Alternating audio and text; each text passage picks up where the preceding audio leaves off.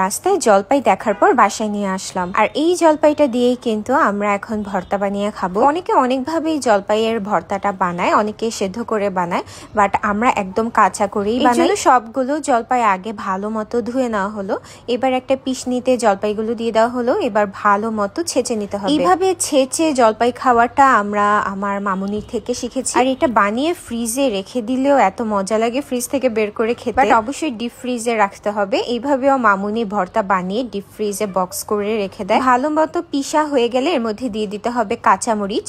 এবার কাঁচামরিচটাও ভালো মতো পিষে নিতে হবে। সবকিছু খুব ভালো মতো পিষা হয়ে গিয়েছে। এখন এর মধ্যে দিতে হবে লবণ, আর তার সাথে বিট লবণ।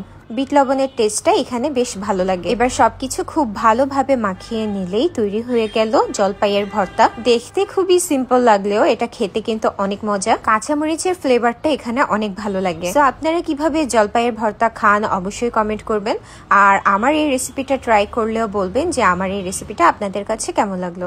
Thanks for watching.